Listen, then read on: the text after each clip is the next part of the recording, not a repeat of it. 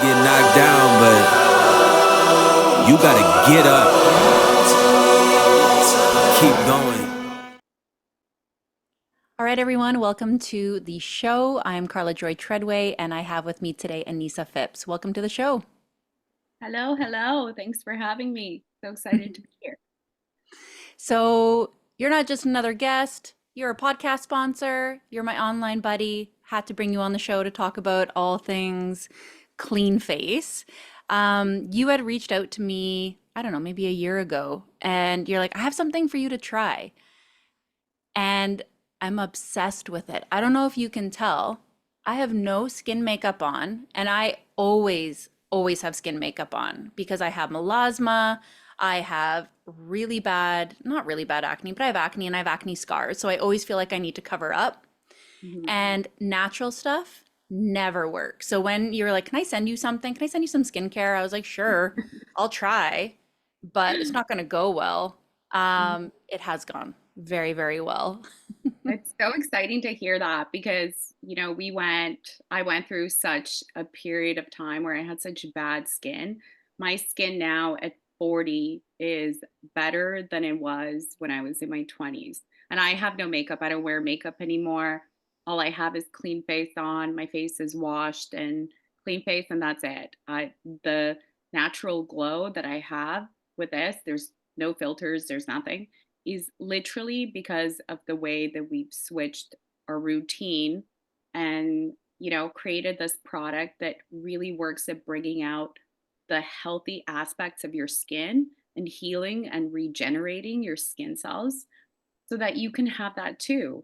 I think it's such a the whole industry has pushed this whole idea through to women that we need to look like, the Kim Kardashians or, with the big butts and to be overly skinny or to have, these strangely contoured faces, which, by the way, I don't know who looks like a human being in person with all of that on. But Hmm. and I was always so excited to reach out to people who look like they may be struggling with skin and just send them some product because the best testament we can get is from somebody like you who's gone through it and has fixed their Yeah. skin and feels good and confident, and that Oh my makes me God, feel did you see me struggling? yeah. I was like, I must send you some product. Just let me. It's so funny because my business partner Michelle is like, why are you sending her this product? Because to talk about sort of to go back to the beginning, we had a peer agency that we used, and they were constantly pushing like Instagram influencers and send it to Instagram influencers, and we would send it to these women who were, by the way, striking. I mean, just beautiful women, and they would sit there and they would show the product, and it would be like this thing, and I was like, but they don't need our product. They don't care. They know how to put on the clown face. They like putting on the clown face. Mm, That's not going to do anything. But I think it's so important to get the product out without all the bullshit of marketing and advertising that's so oversaturated. Just get yeah. people to start fixing themselves from inside and out. Once you give people tools, I mean, they're going to keep wanting to do it. So I would I would scroll endlessly, middle of the night, message people and be like, "I see you're struggling. Do some product." Or Well, and that's such a good point. Like, is this someone that actually values what we have, that wants something clean, Mhm. if they are just caked on with makeup? Like when I see an ad from Jennifer Aniston about Aveeno, I'm like, Jennifer Aniston is not using Aveeno. They are paying her a lot of money. She is not using $12 lotion. She Yeah. is not. She has like baby's blood lotion or something very expensive that she is putting on that face, but it is Yeah. not Aveeno. And I don't know, maybe you saw some of my story too. I think when I think about being sovereign, I think about being detached from all systems, all dependency, and health is a big one. So I've been on a huge health journey. We hunt and grow our own food. I've distanced myself from any kind of pharmaceuticals. I didn't take the COVID vaccine. I got an explant because that was having negative health consequences for me, the only thing that was left for me was skincare. And I tried everything because the only thing that was actually working was very toxic. High dose retinol was working really well for my skin, and hydroquinone was the only thing that was working for my melasma. And at that time, I had like a sun mustache, like as black as the Zoom screen around me. And I was like, I don't care. Whatever gets rid of this. And hydroquinone is banned in most places. And if it is allowed in products, it's like the smallest percentage. I was using like a high dose. And all the natural things that I tried, it didn't do anything for the spots. And it always made me break out, especially all the oils. And it's scary, right? When you like start breaking out or things get worse, you're like, do I keep doing this? You're like, no. And I would just go Especially back to the chemical. Especially because it affects such a big portion of your life, you know, your skin and your face and your teeth and your nails, they represent who you are in public. You know, you leave your house, if your Mm, teeth aren't brushed, and we have these conversations with our kids, you know, you just look like a hot mess. And the way that people perceive you and the way you present yourself is important. So as a woman with kids and a busy life, when you leave the house and you're like, "Ah, I didn't put foundation on today," or to know that you have to spend 45 minutes to get your face ready to leave to go out into the public. It's such a crazy phenomenon to me now. I mean, at mhm. what point did we accept this as a natural way of doing it? And you know, it was sort of the same way. I think COVID really threw us for a loop. My business partner Michelle, who is not here with me today, but she's she's incredible. And I know at the beginning of COVID, you know, there was a lot of confusion and we weren't working and we were spending far too much time drinking. My skin was so bad after my third baby. I had the worst like boil breakouts, like the deep breakouts Mm, that I couldn't get rid of. And I tried the same thing. You know, you get your Zoom appointment with your dermatologist that you wait 3 months to get, and they tell you, well, you have to buy all of these medical grade products and you try them. You know, they're burning your skin. They don't feel good on your skin. Your skin feels dry. It feels like you're doing something not great.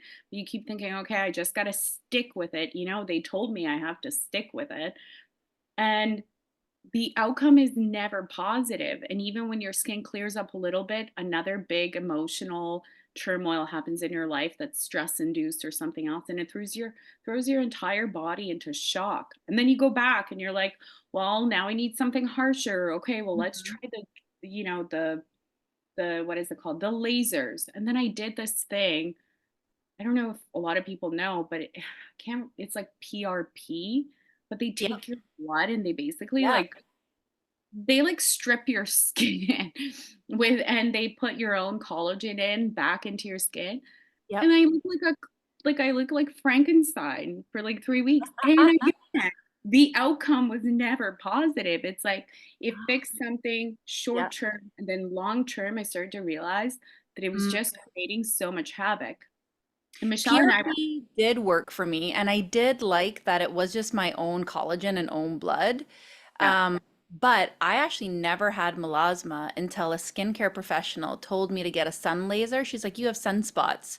And I was like, "No, I don't." And she convinced me that I did and I should do this laser. And that's when my melasma started happening and it got really bad. Is that just a coincidence? Maybe, but it happened literally immediately after that, and it's been bad ever since. It's not. It's actually very much a side effect because the second you start playing with lasers on your face, you really cannot expose your skin to sun. The second you expose your skin to sun, it's going to do the opposite effect because now your skin is that much more vulnerable to all of the environmental effects, to the sun, to the light, to lots of different things. And of course, it's going to start doing that, which Yep. is something that's never talked about. Most dermatologists, and I've been in those rooms where you know they have a routine, they have a way they treat things, and it doesn't go much further than that. So they spend very little, and majority of the time, no time at all, talking about the side effects or the expected outcomes. They just think that it'll probably work for the time being, and then you'll be happy and you'll keep coming back. At the end of the day, it's a business, just like anything else. Hmm. But what most women don't know, I mean, I was watching a video last night about a woman who took Botox and is now like paralyzed. And she's like, all I wanted was my wrinkles to be gone. And now, I can't walk and I can't live. I would have lived happily with my wrinkles over this. But the effects aren't talked about, and there's no real, true informed consent. And That's because it's across the board, it's media induced, it's celebrity induced, it's constantly in your face. You're not good enough. You need this, you need that product, you need that laser, you need Botox, you need Restylane fillers. And women just buy into it because, like, who has time to sit there and read peer reviewed medical journals other than crazy women in the middle of the night? Most of us don't, yeah. though. So Fillers are weird too. Like people can get Botox too, and it doesn't necessarily change what they look like. I think everyone's thinking they look really good with fillers. I can spot it a mile away. It looks fake. It looks like I just keep thinking about transhumanism whenever I see people like that, or the people that are like taking off their face and reapplying it and lifting. I'm like, okay, it's smooth now, but you look like an alien. Like you you look like still a look puffer pretty, fish. but it doesn't look real. There's there's this really bizarre thing happening, and it seems like all the men hate it. I've actually never met a man that is like, "Oh yeah, that looks good." They're always like, "Ew, why are women continuing to do this to themselves?" And the first few times I can see the draw, your skin looks just that much tighter Mhm. and your lips look that much fuller. And you're like, Mhm. wow, I'm really starting to get that look. The Yeah. problem is that, well, A, it's never healthy and it's never good. Botox is one of the most lethal injections you can inject in your body, actually, like chemically speaking. But even if you do it once or twice, the problem is that you look at yourself in the mirror and now you wanted more. You don't there's nobody Mm. that wakes up one day and goes, "Okay, I've done it once. Like that's it. I'm good with it." Yeah. It's a consistent, constant, now reoccurring habit that gets Yeah. formed. And it's And I'll be honest, I've had it before and it does work great. yeah, And it is addictive. And yeah. I get why people do it. And it is for sure dangerous. It is. Yeah. It's a risk that you're taking. Just like anything. And I mean, obviously, I'm not pro Botox or pro any of these things personally, because I think so much of it is some sort of dysmorphia that we've been Yes. taught to believe about ourselves. So every time I Mhm. personally get in that state where I'm like, I feel like I need this, or I feel like I need this, I try to reframe the way that I think and think of how can Mhm. I just relax into this? Because it's me. This is what I look like. Whether Yeah. I like it or not, this is what I look Yeah. like. This is what I was given. And I need to love myself for who I am and not focus so much on the exterior. And Especially fillers, because yeah, fillers do actually make you look like a different person. They change the shape of your face. It's an even more intense change than just getting rid of some wrinkles. well, and one of the biggest things that doctors don't really discuss when it comes to fillers is that it actually doesn't, just like Botox, it doesn't actually dissipate within your body. It Hmm. stays within your body. There's, I mean, countless amounts of peer reviewed medical journals coming out this past summer that talk about the effects, long term effects of these injectables. That when they do MRI studies on these women's faces, the product is always left in underneath your skin. It's sitting there. And in fact, over time, it triples in size and volume. So Whoa. even though you think you're just injecting a little bit in your lips, it's going to be there for the rest of your life. So you have Mhm. that filler, that synthetic hyaluronic acid, most of the time that's sitting, it just sits there. And for some people, it may not do anything at all. For some other people, it may trigger a host of other issues and problems. It's Mm, just like makeup and everything else. And I think we need to normalize having these conversations so women can make an informed decision. You want to go yeah, do Botox because you think it's going to change your life, go do it. for it. Yeah.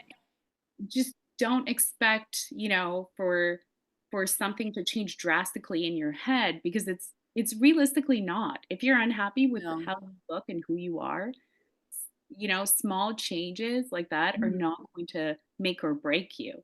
And I think that's No. really what it comes down to. That and informed consent. Like I said, I've had Botox before. I clench my jaws so badly. I put it in my jaw. It works so well for that. But man, it changed like the shape of my face, and I was like, I don't want to do that anymore. The breast implants too. I got those things when I was 21. Even if I did get the information about these things making me sick at 21, having a You probably would have 21-year-old made the same brain, decision. Yeah. I would have done it anyways. I know myself at that time and space. Yeah. I was very superficial. We were just living in Whistler. I was working in bars. I was just partying. I had very different values back then. I wouldn't have cared. But we didn't know what we know now. And even now, most women don't know. I was recently getting a mole removed, and the doctor at the hospital here is a breast specialist, and she removes breast tumors. And she decided not to do the reconstruction. And we were having a conversation about this, and I was talking about my explant and why I got it out. And she was like, "Oh, what kinds did you get?" Because it was her understanding that it was only one kind that was dangerous for the body. And I was like, no, no, no. Like it, you don't even need to do a deep dive on some of this stuff to understand. Of course, that's not good for you. Look at the ingredients of what is inside. It's like nail polish remover and like this chemical soup. Your body doesn't want that in it. It is not natural. And I believe everybody will have consequences from those things at some point. But yeah, very few people are speaking about it still. I think more women are taking them out now than putting them in. But doctors and surgeons are still telling everyone that they're totally fine. Side effects are super rare. No, they're not. They're not rare. I mean, initially, I think the conversation again goes back to the medical community is taught to do. One of my best friends is a radiologist, and she is so smart. She's so good at what she does, and I have an immense amount of respect for her. But they're all taught to do, this is A, this gets classified into D and E. And if it's Mhm. D or if it's E, this is how you deal with it. This is how you deal with it. I mean, they go through 20 years plus Mm, of education that teaches their brain to function in that capacity. So I don't even fault them. And when they have somebody come in and they're like, these are the protocols. This is how I'm going to, approach this. mm. This is how I'm going to approach this. And you, as the consumer, have to be informed enough to go in and go, well, I want to read about this or I want to understand this. And we've just and I partially blame our education system, particularly in Canada, but Western societies in general, is that we've just gotten to a point where we just take, you know, w- we're just over consumers. We just want the end result. Most of us Yeah, don't particularly care how we get to the end result. If I yeah. want to look like Kim Kardashian, I don't think about the 3 years worth of surgeries, of butt implants and breast implants BBLs. and yeah, and going to the gym every day for 3 hours and eating a 700 calorie deficit diet and all these things. All I think about is all I want to do is look like her. It's like I know. the garage band theory, Instead It's of like, whoa, learning, wait. I don't have to exercise. You can suck fat out of my belly and put it in my butt. Oh, yeah, I might die. Ah, it's still pretty appealing. like Ozempic, this new craze of Ozempic and Yeah. women Ozempic. Like I know skinny girls like that are just like, I Mm, just lose that 10 pounds. And I'm like, but have you read the inserts? Like, let alone everything else. Have you read the insert? No? mm. Kind of a, Nocturnal diarrhea. yeah, it's not health. I mean, there's apart from it not being healthy, like Mm, there are some pretty dire consequences that could occur and do occur. yeah. It's not like, you know, uh, there's a boogeyman under your bed kind of situation. Like it does happen. Like, Yeah. oh, Yeah. yeah, informed Well, no, consent. know what's neat about like busting protocols too? You're saying like in the hospital, this is the condition, this is how we treat it. What I think is really, really cool about your product is it's also breaking these protocols because most people think skincare, you have like your cleanser and then you have your scrub and then you have um, this toner that strips the skin, then you have your serum, then you have your moisturizer, and you have a different day cream, then you have a different night cream, then you have like your eye stuff. It's like a 16 product lineup. Mhm. When you go to your website and you go to products, it's just clean face. There's Just just one. there's just one. Yeah. I'm washing my face with it. I am using it as the moisturizer, and it's wild to think in this like very consumerist time that like, oh, I don't need all of this stuff. And actually, like all this stripping is not the answer, and it's making everything worse and making me need actually all these other products. Yeah. And I think that was kind of the realization where I got to is at one point I was like, okay, nothing I'm doing is working, so I should just stop and start. I mean, it's the basic theory. If nothing is working, you go back to the roots, you wait. It's kind of like allergy tests, right? You go back and you stop eating everything, then you start reintroducing some things to see what is going to work and what is not going to work. And you move forward in that manner. And for me, it's when I stopped doing anything, and that drive was partially fueled with I started reading ingredients over my food during COVID. I mean, I'm sure all of us did. We had way too much time on our Hmm. hands, right? And I was Yeah. like, I'm buying my kids organic cereal. It's totally healthy as a breakfast choice. Then I read the back and it's like cornstarch and syrup and sugars. I'm like, Mm, well, my 5-year-old is acting out probably because I just gave him a bowl of sugar for breakfast.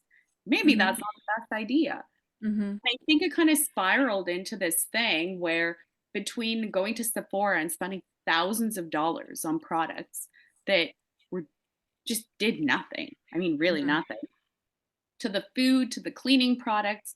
Got to the point one day where I was just like, there's got to be a better way of doing this. This can't be the be all end all, is just this perpetual waste of money that's going down the Hmm. drain and has zero effect.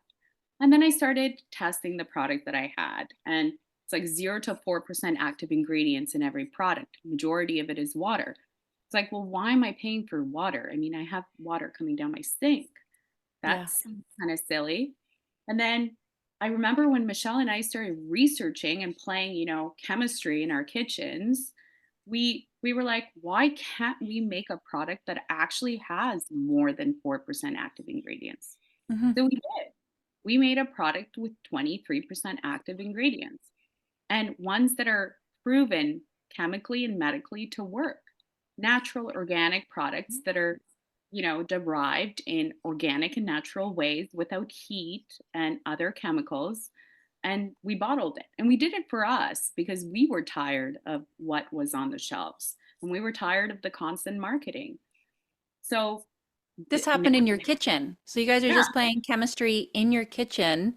yeah. Um, Obviously, it couldn't have been a winner right out of the gates. Like, how did you even know what ingredients to source? Where did you get them?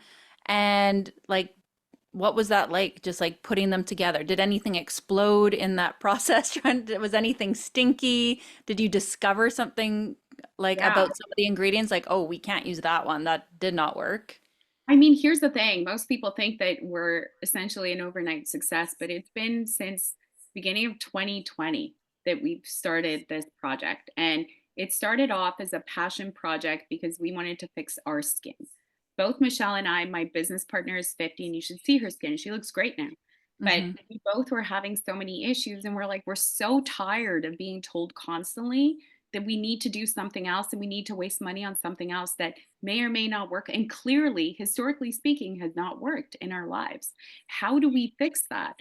And it was that need for ourselves that drove us to start researching. And I think where we started off is blue tansy. Blue tansy is one of the most difficult ingredients to get raw and pure. And I remember researching online and it was like blue tansy watered down, kind of like white truffle oil, You Yep. go to Italy, you can buy like the tiniest amount for like hundreds of dollars. And then you get here and it's like they're selling at, all these stores, white truffle oil in these big bottles. And you're like, you turn it around and first ingredient is olive oil. It's like Yeah. the very last ingredient is truffle oil. You're like, wow, okay. That was kind of the thing with blue tansy. So we started researching where these ingredients came from, how they were extracted. And one of the biggest wake up calls for me was a product that I was spending stupid amounts of money on, that came from the US and had a fantastic story. The very first ingredient was grapeseed oil. And I was like, grapeseed oil is great. It's, vitamin E rich. It's so great for your skin. And I was like dousing myself in this stuff, like completely, like head to toe. And I remember researching grapeseed oil and I was like, I wonder how grapeseed oil was even made, right? Because we talk about seed oils and all this stuff, use Yep. tallow, and now it's becoming more popular and mainstream. But in 2020, I remember it was like difficult to get and it was Mm. confusing and whatever.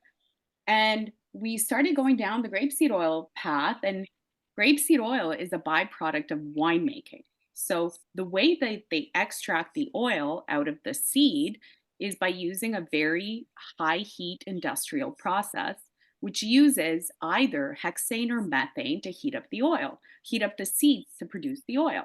So once that comes out, the oil extracted, 1 to 5% of hexane or methane is left in the product. So that's the grapeseed oil that you cook with. That's the grapeseed oil that's used in ingredients, even though it's labeled organic or natural. And all of these words come with a whole plethora Hmm. of like, warnings and whatever. I mean, I think the organic threshold for Canada is Yep. 69%. And And the what is hexene? What is that? hexane, it's a chemical. It's a very carcinogenic chemical. Oh, It, it's not healthy for you. It's not good. Um, okay. and I think And I remember thinking to myself, well, that's the first ingredient in this product. And I'm like dousing myself in it. Like I'm not cooking with grapeseed oil because I don't think it's great, but I'm dousing my face in it. Right. And it Largest, sounds so nice. The oil yeah, from a grape seed. That yeah, sounds super natural. totally. You think to yourself like, great. And I think if they had a different way of extracting it, it is a vitamin E rich product. Yeah. And I think that's kind of how we started. We started contacting a bunch of different farms and trying to get samples of products flown in. And it took us like a year to get a whole slew of products in our kitchens. And then we started playing with it. We're like, what does blue tansy do on its own? I was dousing my face with pure blue tansy. What does helichrysum do? And then there was, if you go and you start researching and reading a bunch of peer reviewed medical journals, there's, you know, um, information that's coming out that blue tansy and helichrysum is used in conjunction for breast cancer radiation treatments for women for their skin to protect Yep. their skin. I was like, that's Ooh. incredible. We should put these two ingredients together. And Yeah. that's really how it started. Everything else went down the road, and the smell and the look of the product was never something that we Yeah, what pl- makes it smell so, it smells like heaven. I did it this morning. I wash my face just with cold water now, and then I put clean face in my hands, and then I feel like a crazy person when I do it. I just like that lady on Saturday Night Live. I just like smell my hands for a while. It smells so good. Is that the blue tansy? It's The combination of combo. blue so many of the ingredients we put in because of their high capacity to do something to your skin. We put in coffee bean oil, knowing fully that that's what gives it that more earthy tones. But coffee bean oil completely depuffs your face. So with the new rollers that we have, I've been using it for a year, but I throw mine in the freezer and I pull it out and I use it, and the coffee bean oils completely relax my skin, especially underneath my eyes. And now that I'm so swollen and pregnant, it's like it's like a savior for me because it just makes me feel like a human being after 10 minutes. Rosemary is really good at healing scars and taking care of your skin and getting your blood circulation going. So all of the ingredients came in at percentages that are far exceed what is recommended by, our great different three-letter agencies in Canada and the US. but Hmm. there's a reason why they're in there. So the smell is a byproduct of all the different ingredients that we loved and that we tried that we think are the most important ingredients, which is probably why we haven't come out with another product because our It's doing favorite thing, everything. yeah, our favorite things are in that one product. Yeah. And I remember you telling me too, when you guys were making this, they, the people that I guess regulate the industry were saying like you can't make this without water or the preservatives, and they were giving you a really hard time about that. Can you tell us about that part and Yeah. how you got through that?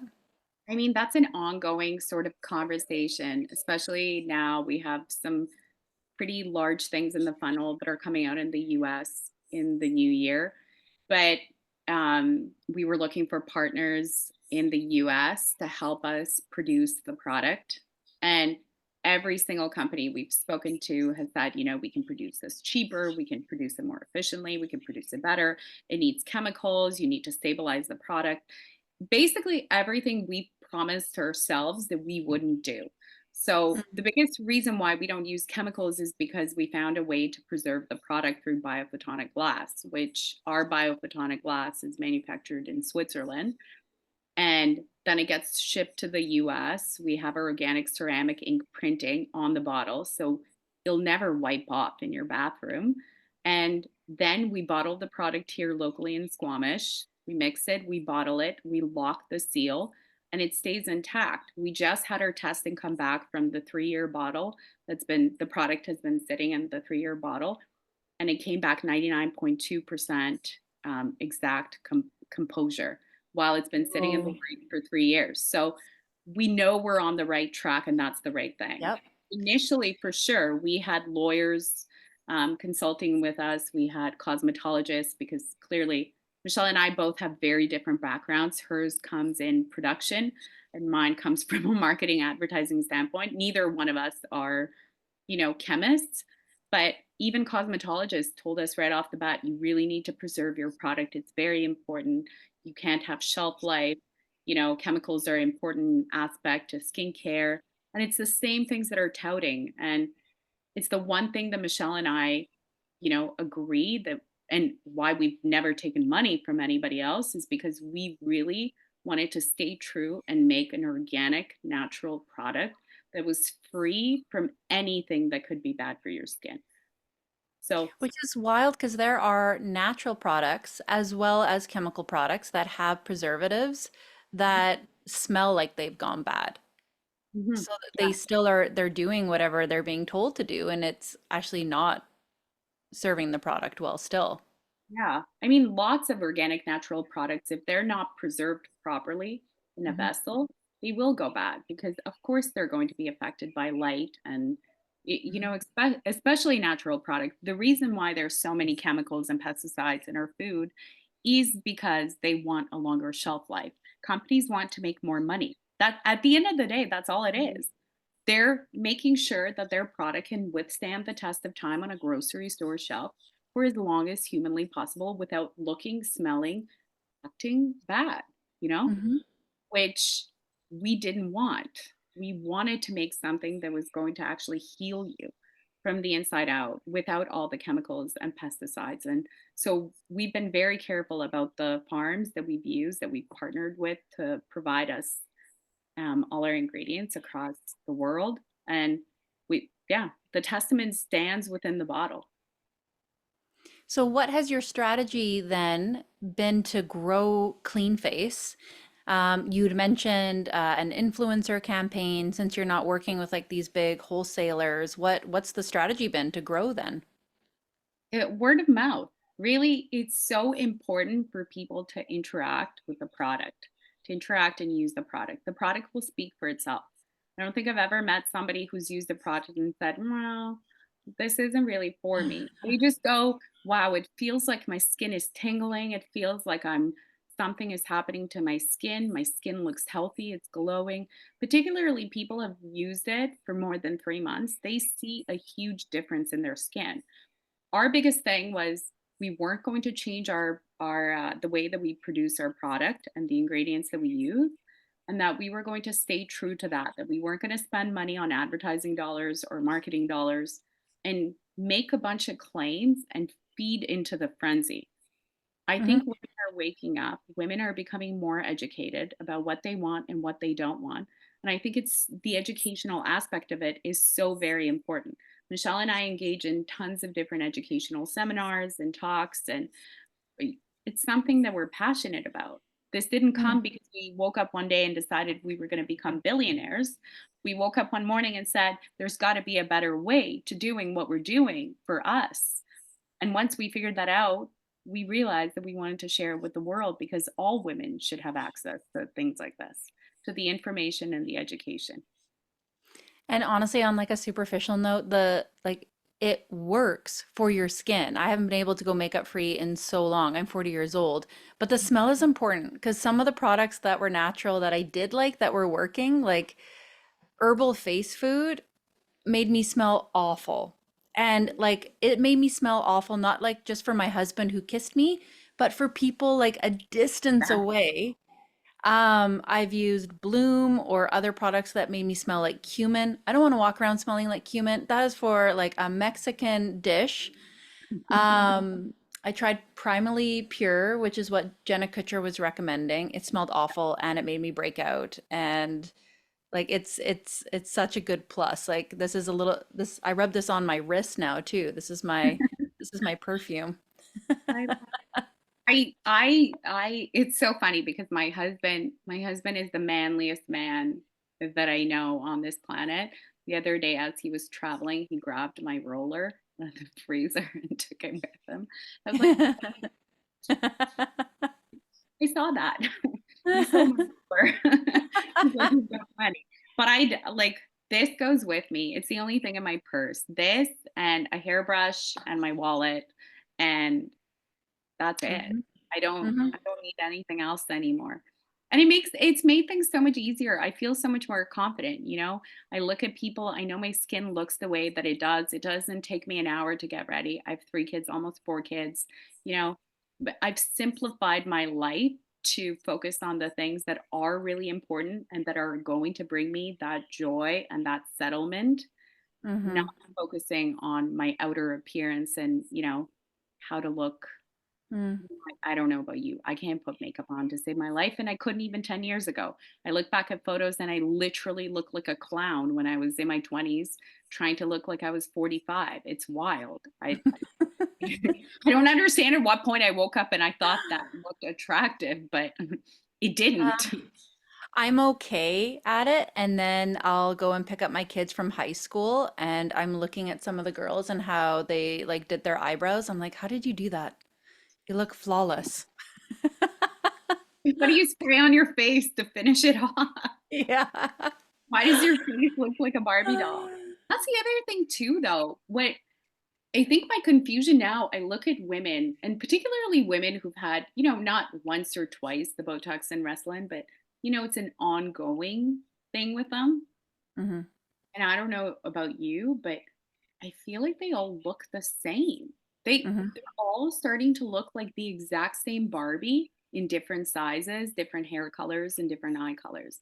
But they all look the same. They have those really puffed up,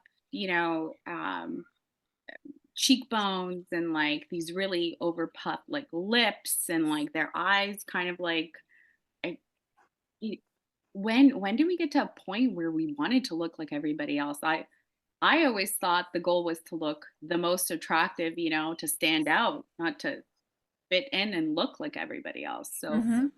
it's Hmm.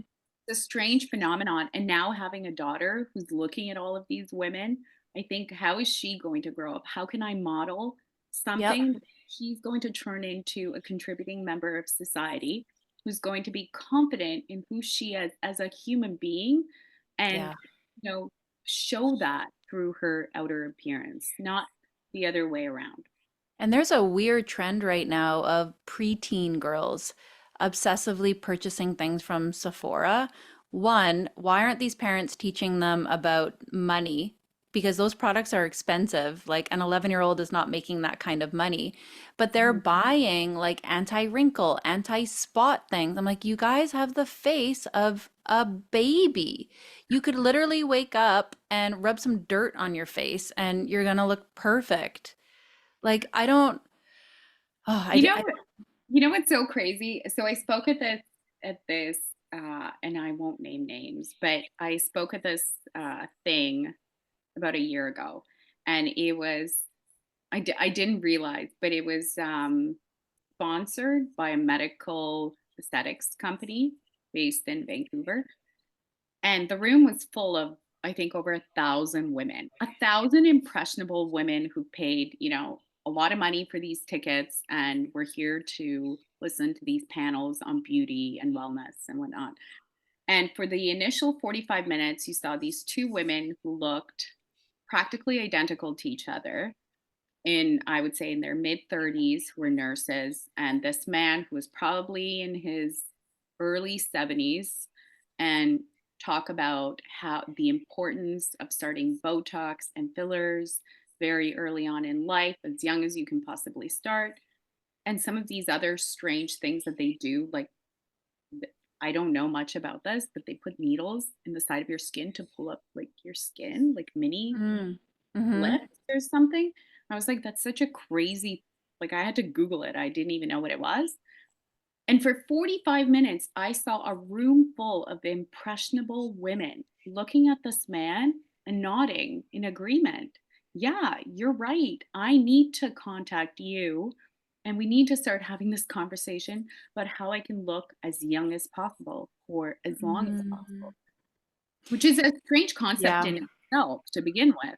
But I remember when I came on and I was like, none of this is great. Like, all of it is bad and it's not going to do what you think it's going to do. And I don't know why I'm here. Yep. So You know anyway, what? I wasn't invited Going through the explant was a really eye-opening experience for me because like I've been married for 18 years and that that process probably would have been a lot harder if I was a single woman, maybe.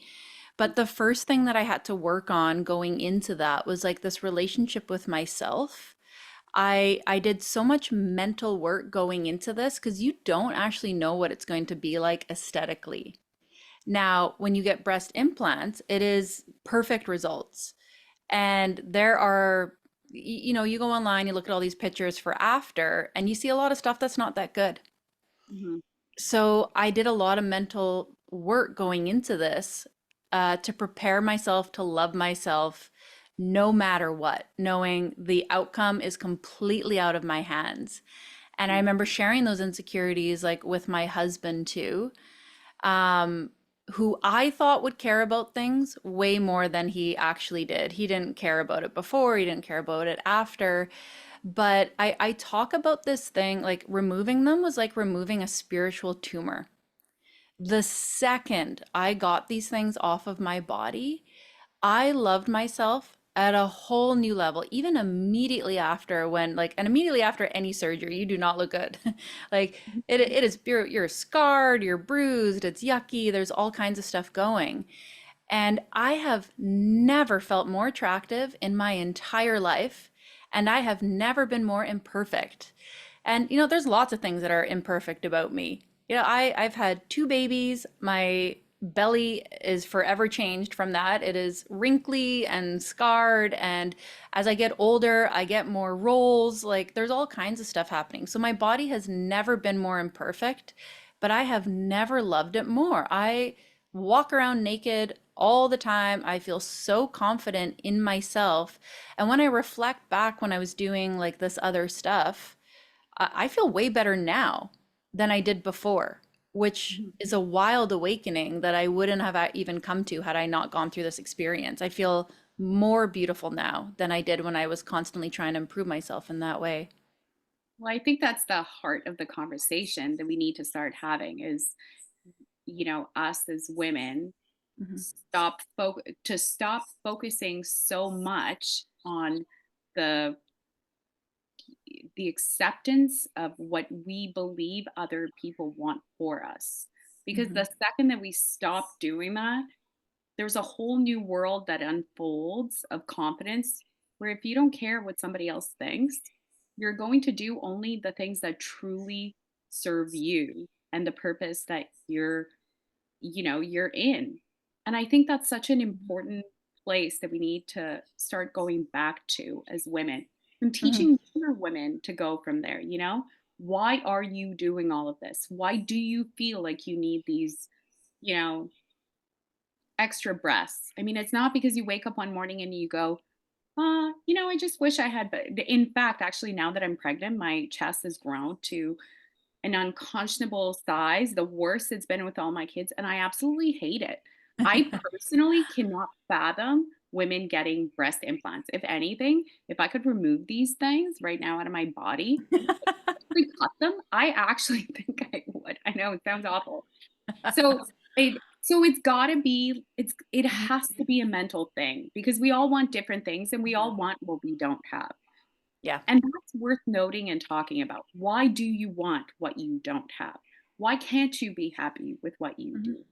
And take Mhm. care of the things you have, whether it be, your house, your car, your career, your kids, it's just this whole phenomenon of wanting more and wanting extra. And, you know, Mhm. I feel like for the first time, women of my era are starting to wake up and go, why wouldn't I want wrinkles? Like, what is so unattractive about wrinkles to begin with? Doesn't it Mhm. signify a life well lived? Some women Mhm. die in their 30s. I'm so grateful for every single wrinkle, especially my laugh lines. And it just means I've lived a life full of laughing. How is that a bad thing to showcase? It's one of the Mhm. beautiful things. So just reframing things and having these conversations. I hope women wake up and go, why am I doing this? Why do I Mhm. feel the need to do it? Is it because I saw it on Instagram? Is it because CNN told me to believe it? To come back to who you are and truly figure out what is important to you. And it's different for everybody. It's repetition. So if you're getting these messages from all different angles, and then everyone in your circle is starting to change, if all the messaging on social media was different and all your friends were foregoing all of these procedures, you would feel differently. Mhm. And like, the repetition is so dangerous because what happens when people start doing really extreme things? What if, I don't know, we're seeing this with, again, like transhumanism or people wanting to like genetically alter their children. Like, you're pregnant right now. Imagine someone saying, well, we could like make them a little smarter, a little prettier. We could change the color of the eyes. We could do this and this. We can make them jump higher. Like, I see the appeal, just like I see the appeal of surgeries and all these things. But where does that take us? All of a sudden, like, things aren't even human anymore. And it comes down to, a bigger factor of humanity is what is, where does it come where does it come to where we get to appreciate differences in people? The last time I checked, one of the most, interesting conversations I've ever had was with dinners with people I didn't agree with on whether it be religion or politics or my thought processes on many different things. I mean, I've changed as a human just over the last 10 years, let alone the last 20 and 30 years. We're all ever evolving. How do we get to the point where we evolve as a humanity if all we want to do is look the same and be the same and act the same? Where's Mm, the beauty in that? You lose the beauty of humanity. And I think that's something that's not talked about at all. We talk about kids who are ADHD or who have, these learning disabilities. We've started to group identify these collective traits in kids and in adults and not look at them in the same way. I mean, autism has bred some of the most incredibly intelligent human beings because Elon Musk. Hmm. their brains just they just work on a different frequency. Why is that labeled as autistic? I mean, that's something so absolutely incredible and beautiful to watch, you know? Hmm. And it's the same thing with Down syndrome. I think if you start looking at people for the humanity in them and believing that all lives have equal value, you get to a place Hmm. where you start to appreciate that beauty. And I think that's what we're losing now. We have no more beauty because everybody wants to be Hmm. exactly the same. you know? And yeah, 20 years ago, had somebody told me that I could choose, my kid's eye color and sex and all these things, I'd be like, "Oh my gosh, great. I'm gonna make Yeah. her the perfect Barbie doll. She's gonna have blonde, beautiful, thick hair and Yeah. like perfect eyelashes and bright blue-green eyes." I mean, everything that I'm not. And it's such a crazy thing to think that I view that as the most beautiful. And you look at women who have all those things, who are, bright, beautiful, thick blonde girls with big green blue eyes and perfect statuesque bodies that are slim. They don't want that. They want to look like us.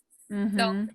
it just, again, it's reframing. And I think such a large portion of that is lack of communication between people because we don't talk anymore. So we can't see the beauty in somebody else. Everything is so bubble of a screen of I can't touch you, you can't touch me, I can't offend you, you can't offend me. And that's where we're at. Yeah. And then all we try to do is be something we're not, whether it be Kim Kardashian and going to Sephora and spending thousands of dollars on product, make ourselves look like something we're not, or, wanting to be a track field star or not being successful in swimming, so decide as a man and deciding to go and swim as a woman. There's so many different ways that it comes out in humanity because we're all humans and we all want success. And I think when we don't have that human connection, we lose all of that. So Mm-hmm. I don't think I answered your question. I just went off on. No, it's great. But What sets you apart from other companies in terms of success? So obviously a key factor is your product is so unique and no one else is doing what you do. But there are many people right now that love the idea of becoming an entrepreneur or starting a business. They might have a little Etsy store, they're kind of treating it like a hobby. Clean Face is not that. And you guys are getting into great big stores in the hands of influencers. What does it actually take to build, like a lot of people have great ideas, but they don't turn into anything. How did you really make this into what it's become? well, I think personally, some of the things that most people only see the glamorized aspect of this. They see me on a podcast speaking to you and my skin's glowing and I look happy and great and everything's perfect. But really behind closed doors, most people don't know I get up at 4 in the morning every single morning and I spend hours dealing with, issues and problems. We've had some logistical issues for the last 32 nights. I haven't slept because our suppliers are all overseas. So in the Mm, middle of the night, I'm having conversations and I'm working and I still have 3 kids. And you don't see that constant dedication and mhm, requirement for a routine and pushing through everything that's hard. Like we're talking going on 5 years now. It's not like one day I woke up and I decided to start this business. And this isn't my first business, this is my third business. And it's something I'm passionate about. So I think a lot of it gets over glamorized because they see snippets of whether it's my yeah. Instagram, the conversations that I have. They don't see all the, the tears and the hard work and the money that's dumped into a business with, where you're kind of hoping and praying that things work out. But then on the other end too is apart from that, you have an ever changing economy where you are constantly pressured to fit in, just like in society, in Hmm. everyday life. So it's just there's so many smoke and mirrors and it's so important to start having those conversations about if you want to start a business, it's not about the glamour. You really have to understand your why. We had a why. Our why was we needed to fix our skin. I didn't get into business because I woke up one day and decided to make tons of money. I needed to fix my skin to make myself feel better about as a human being, as a mother, that I needed to leave the house feeling confident, not like a complete disaster. And that need drove this need to start clean face. That's really what it comes down to. I think a lot of people, if they don't understand their whys and the Hmm. needs of their people, it's very difficult to get to a place where they can provide a product that's going to be successful. You know what I mean? Hmm. How do you practice strong CEO habits every day, especially with having 3 kids, another one on the way? Because I'm so glad that you mentioned hard work because my message is very different than all these other coaches that I'm hearing in the online space. And maybe it's because there's just a lot of people calling themselves coaches out of out of thin air. Manifest, call it in. If you're working hard, you're doing it wrong. Even this one, which is going to make some people mad, work-life balance. To become masterful at something is actually the opposite of balance, Mhm. especially when you're building. The goal is to create something that is generating passive income. And then, but personally, like, I think a lot of people are being lied to and they're treating it like a hobby or they're trying to build with balance right from the start. And of course, we don't want people to burn out, but it is very, very hard work building a business, and I don't think people really understand that. So I'm glad you mentioned that. But how do you like how do you know that you're going to wake up and not just be messing around on social media? Like what does practicing good business skills look like for you week to week, also while managing a family? I Such a great question. It's something nobody ever asks you, but talking about burnout, I think we've gotten so fragile, everybody's so afraid of the burnout. I burn out every week. I'm not even kidding. It's not, you have to learn how to get past the hard parts. Burnout, you have to learn how to get past it.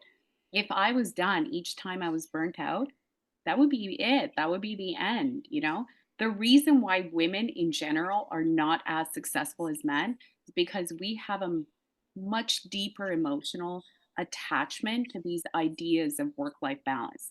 There is no work life balance. I work 90 hours a week. I mean, that's the real reality of it. I have no work life balance. My kids come to meetings with me. My kids travel with me. They're on a plane. We're planning a trip to go to China in January. I mean, my kids are with me at every step of the way. And that's important to me for them to see how difficult it is. But Mhm. everything that's difficult, the reward is that much harder or Yes. that much better. So yeah, I get up every morning at 4 a.m. before my kids are awake. I do all the hard things that I don't want to do. I don't want to go to the gym every morning. I hate it. I am not one of those people that thinks it's like the best thing in the world. Do I feel great after? Absolutely. Do I love it? Absolutely not. Would I give it up in a heartbeat? Yes. Hmm. It's so funny. Somebody asked me on a podcast a few weeks ago what kind of advice I would give to women wanting to start a business. And I said, don't. Unless you have a real need to do something that's inherent that you want to devote everything to, don't do Hmm. it because it's not for the Or right. don't like have the right goal because Mhm, people are chasing six-figure, seven-figure incomes trying to work 4 hours a day. It's like mhm, you can't have, if you want work-life balance and you want things to be easy, then the financial goal isn't the same. Then the financial goal is you make another 500 to $1,000 a month, and that's great. Like you don't need the same goals as other people. There's a sacrifice either way. If you want this to be easy, then you're sacrificing the money.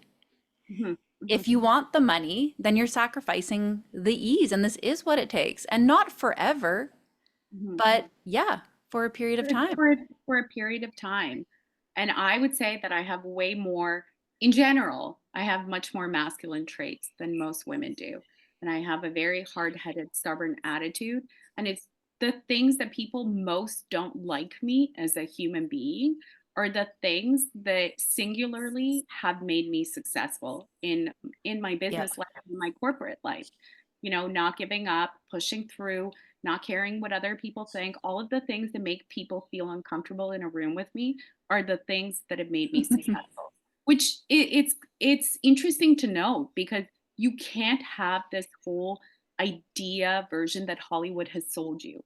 Being a business owner is not easy. It's difficult. If you want to be successful, it is waking up at 4 a.m. and it's staying up till 11 p.m. It's saying no to your kids' birthday parties. It's saying no to fun vacation trips, saying no to your girlfriends for wine nights. It's being present and that being your baby. And it's something that people Mm. really don't understand. If you want to make a real go, we're so lucky in Western society that we have the freedom and the ability to create and to push our ideas through within Mhm. the capitalistic markets, but it requires so much work and energy. And like I said, this is like we're on year number 5, and every day every day is the same. It's not easy. Is there going to be a day that I get to Mhm. benefit from this? Absolutely, because I'm certain that I've done everything in Mhm. with the heart in mind to push Mhm. through, drive change, and that's really the showcase of the success, in my opinion. Yeah. And that's honest. And that is not what people are being told. They're No, not being told in this no, it's industry. over glamorization, seeing, you know, really pretty girls getting on private jets and traveling all over the world and, you know, and I would be if Mm. you had a room full of really successful women that have started their businesses, I would say most of us would have exactly the same conversation. That we're the outliers. The things that people most don't like about us are our masculine traits, and that we just keep going, that Yep. there is like a blinder where this is my goal and this is what I'm going to do and this is how I'm going to do it, and you push through. Yep. I like to look at things seasonally too, especially as a female entrepreneur. Like there are, maybe it's because of my ADHD, my luteal week, there's no one living upstairs. That is a hard work. That is a really hard week for me. And my team always remind, like I'll be suffering, like I don't know what I'm doing. I'm really disorganized, feeling bad about myself. And then my team has started tracking my cycle. They're like, it's your luteal week. You're going to be fine in 3 days. And so I do look at everything seasonally. I'm running this year-long promotional calendar workshop here this month for that exact reason. I'll put these things into my calendar. Like I know that I don't want to be busy during Christmas or I don't want to be busy during summer. So I'll arrange my calendar in that way. I know that my brain is on fire 5 a.m. to about 4 p.m. And then after 4 p.m., I can coach with clients, no problem. But Mhm. anything really strategic, organizational, I cannot do. And we also put freedom weeks into my calendar. We put vacations into my calendar. So it's not, I never maintain balance. The balance is it's grind time and Mhm. then whoop, break. And Mhm. that actually allows me to work harder during those pockets of time when I know like it's launch time. We have something going, we have a big program we got to launch this week. Sorry, self-care. You're gonna get like your 30-minute like Pilates in, but you're not getting these like nice long routines. But don't worry, because around the corner, you already put breaks into your calendar. And that's kind of been my reality. That's my balance. It's if I do balance every day, and this is what I had actually texted my team. I said, things are too balanced. I'm not Mhm. getting anything done. Every day I'm doing a little bit of work, a little bit of the house, a little bit of the kids. When you do that, everything is Nothing gets done. mediocre. Yeah. Yeah. Yeah. Yeah. Yeah. And that's something, I mean, if you walked into my house right now, it's a complete total chaos, complete total disaster. My husband's not home this week. He travels for work. When he's not home, I'm taking out the frozen meals that I've pre-frozen. I'm trying to just get by to Mhm. get everything that I can. And my kids are homeschooled, so now it's an extra added layer of things that I'm constantly responsible for because I have this Wow. brain that I have to stimulate. But again, it just keeps going back, to me right now, the business is really important. So the kids get to pipe in, our 10-year-old is learning how to build Excel spreadsheets and put things together. And, skills that I think are going to take them far in life, because the constant Mhm. conversation in our household is why. Why are you doing this? What is your expected outcome? What are you hoping to gain? How do you think you could have approached that better? And I think developing the brain in a critical and logical sense is so much more valuable than sending them, to a public Mhm. educational facility. Oh Particularly here in yeah. Squamish, we don't really have very many options for education. So It's It's terrible here as well. And it's government mandated curriculum. They're learning nothing. Yeah. Well, it's the same Nothing. here in BC. BC Ministry of Education really utilizes their funding abilities to get people to play ball across the Hmm. board.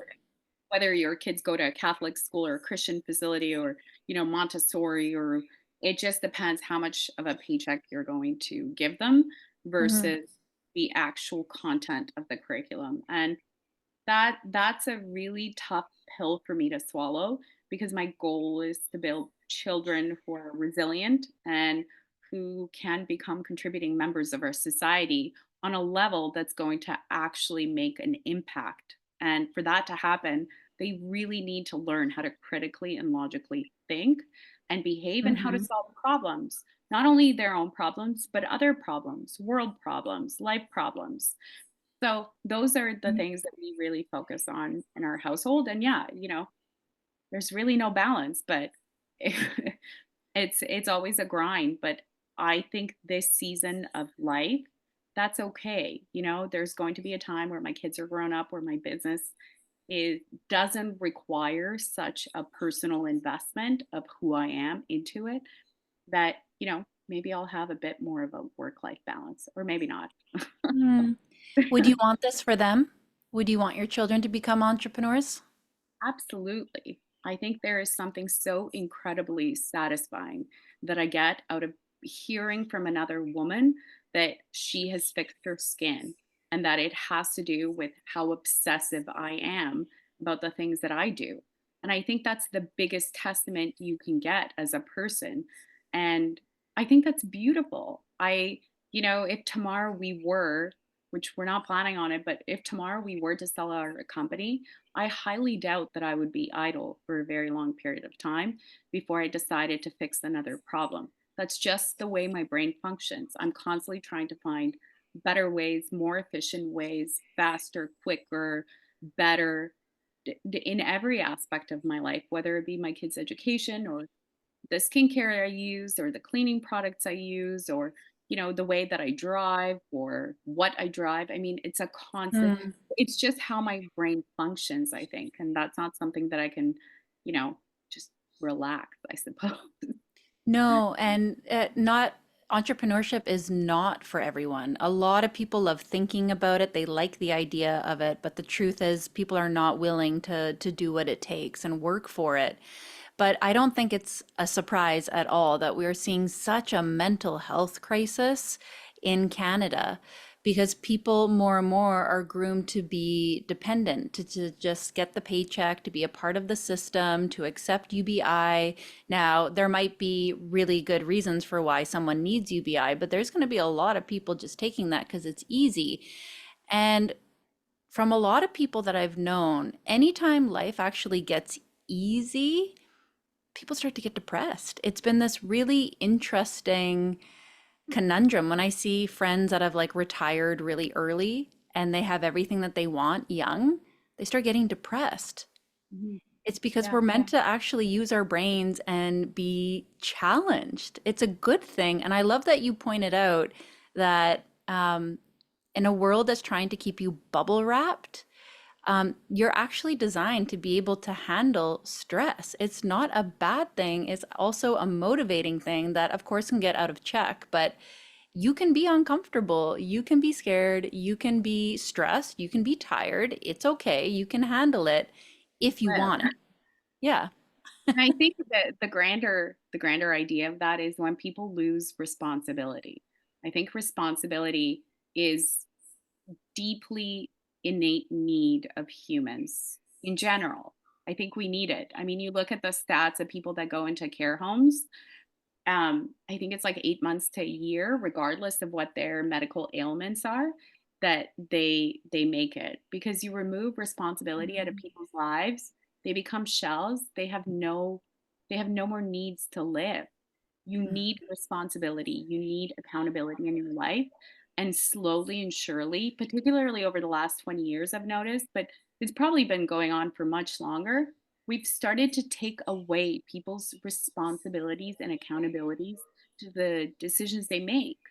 And that goes across the board, whether it be, in a corporate environment of having these jobs that are so micro focused on very minute details, to entrepreneurs telling them that particularly women, that you can have it all. You can have this like grand idea of what it looks like that's so over glamorized. The reason why women don't get into it is because they don't have that kind of drive, whereas men's brains function that way in general. I mean, my husband can make a decision at 9 o'clock at night.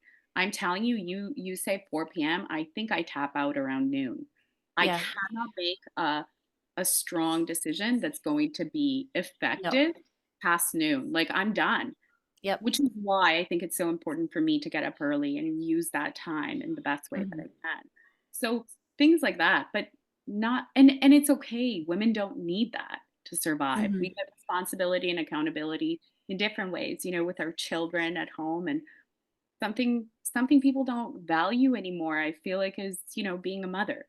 First and foremost, apart from my business, I'm a mother to these three incredible, almost four kids. And Hmm. it's my greatest joy. It's my greatest accomplishment. When people ask me what my greatest accomplishment, it's my children. Mm. And yeah, I think we're losing sight of the things that are really, really, really important, to focus on these immediate gratification glamorizations of the Hollywood ideals. Hmm. And that's what I'm trying to get away from. No more Hollywood ideals. Yeah. No, and same here. Like I had recently reduced my goals. I reduced my financial goals because I decided, oh, I actually know exactly what to do to get that. I don't want that. And more, I've been embracing my like trad wife life here at home. Yeah, I want to spend time with my kids in the morning. I want to be able to pick them up at 3 to take them to guitar. I want to be able to take time off. So if that's my decision, there will be a drop in my finances. And I'm totally fine with that. 'Cause that's the yeah, goal. yeah. And I don't know what this girl's name on Instagram, but she's getting a lot of heat. The Ballerina Farm. I love her. I just love everything she stands for. How incredible. You love having kids and having a house full of laughter and love, Hmm. and taking care of their needs and taking care of your husband.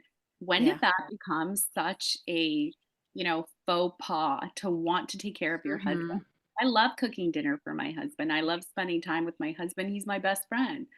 Yeah. And this whole idea that we need to bash men, like, they're such an integral part to who we are. And I think we're missing these conversations because we're so hyper focused again on the Hollywood life that's been fed to us.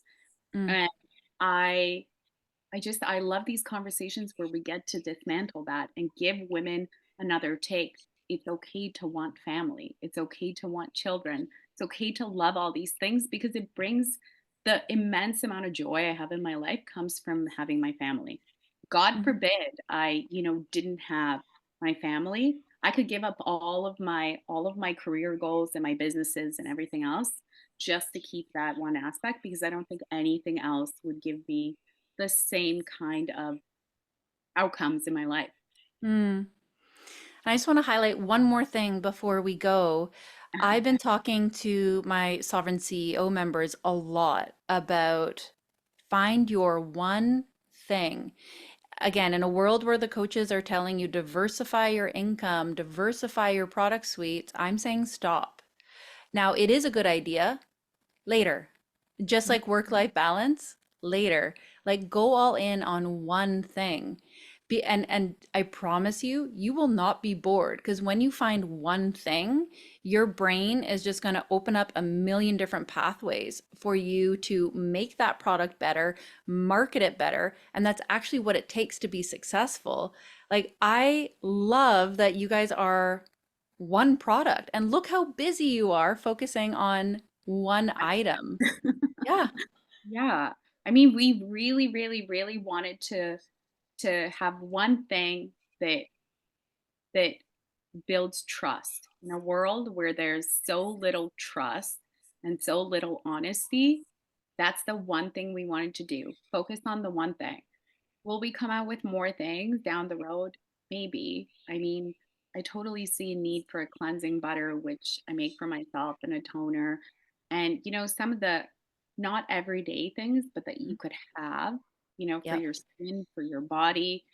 But one thing that we're really, really, really, really good at, and, when I think about the most successful women in my life, it's because they were really, really, really good at one thing and they focused on that one thing and they Hmm. became experts in that one thing. That's what you want. You want to trust the expert. And the only way you can be an expert is to hone in on what you're being an expert in. Hallelujah. I literally just listened to the exact message this morning. You can be a generalist later, but first you Totally. have to be an expert in one thing. Like I can talk a lot about, different skin issues and problems and products, but really my expertise is in clean face because I've Mm, spent the last 5 years ensuring that our formula is what we wanted to bring to market. And when we did bring it to market 3 years into it, it's because we had perfected it and it was great and it was everything we said it was going to be.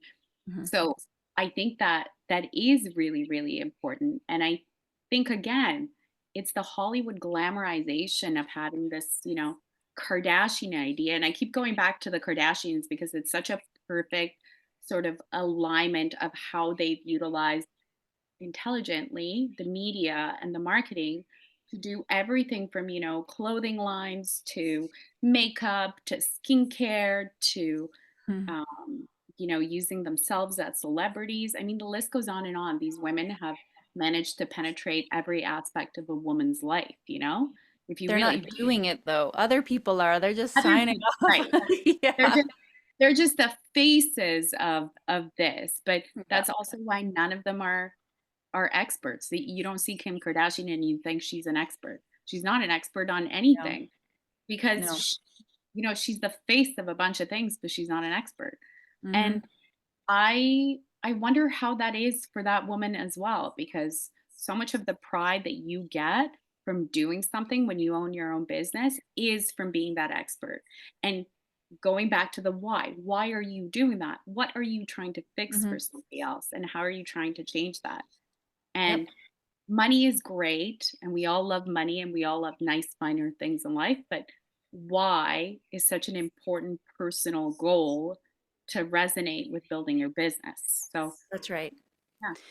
And I just love like radical honesty. So I will like tell people that. And then I will also tell them I don't have one thing right now. I have this podcast.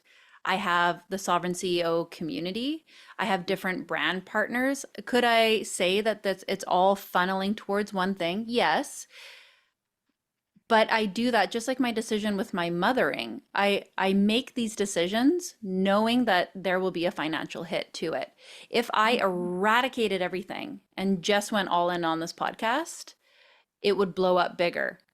Or Mhm. if I dropped doing podcasting at all and just focused on the membership, that would be better. So I say that as a caveat to people, like you can choose. You can choose to expand and spread your energy, but just understand like the consequences from that.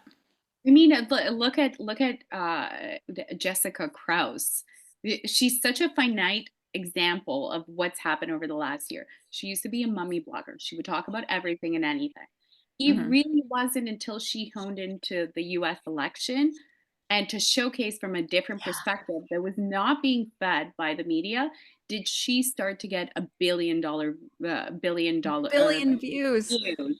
I mean, that's just wild. Like CNN, who's been around for, I don't know, 50 years, 60 years, hasn't even reached those numbers. And this woman who doesn't have a journalist background, doesn't have, she's just a mom with an opinion and a view. And she has taken that and, driven it home. And I love that for her. I think it's so intelligent, so smart.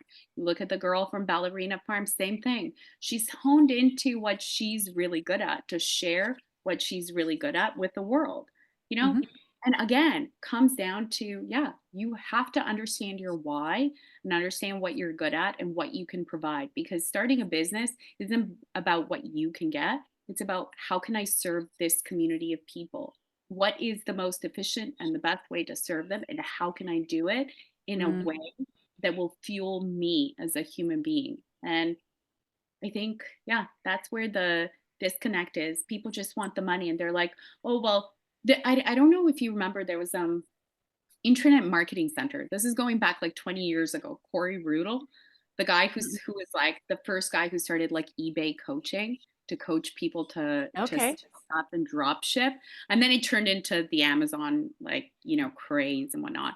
But it's like Amazon is constantly trying to sell me this idea you can drop ship products from China and you can just set up an account and Yeah. it's so easy and you just have to invest $10,000 and it's kind of like all of these MLM pyramid sort of beauty brands where they're like, the, some of my friends do it, and all I tell them like, right, this company said no to distribution from Nordstrom and Macy's and Walmart's, and they just said, you know what, we're gonna get the moms to sell it because they're the experts. I mean, it's it's not how it works. You really have to focus and understand your why to be able to sell and be successful, Mm, whatever part of business that you're in. hmm. I've loved this conversation. Thanks for joining me. So Where can fun. people find Clean Face? Um, oh man, so many different places and so many different places in the States starting in January, which I can't really talk about. But Mm. today, any of the turfs, any of the formula figs, which are all over the country, easily online. We're at cleanface.ca. And yeah, or you can just text me. I'll send you a sample. Or in the show notes, every single podcast, you guys can find it there. Yeah. Yeah. Click on the link and I'm sure you're going to post it and we'll do something special, give them some sort of a discount to try. And I'm really excited. I love getting emails from our customers. We have a team that deals with customer inquiries, and Michelle laughs so hard because they all pop up on my phone. I have it all set up and I go through and like when people I get into my crazy essay writing, conversations. And I've had conversations with women all over Canada because again, I'm so passionate about women finding their why and fixing their skin. I want women to be glowing and happy and not end up with breast cancer. And I'm so frightened by this makeup community. It just Hmm. so actually don't post my phone number, but Well, I appreciate you coming on here today, and I'm really excited that we just formed this relationship because, yeah, I only talk about products that I know and love and have strong value systems. So it was a really, really good fit. Aw. Thanks, my friend. Been underground, now I aim for the sky. Don't quit now, you can last longer. All these wounds only making you stronger. Don't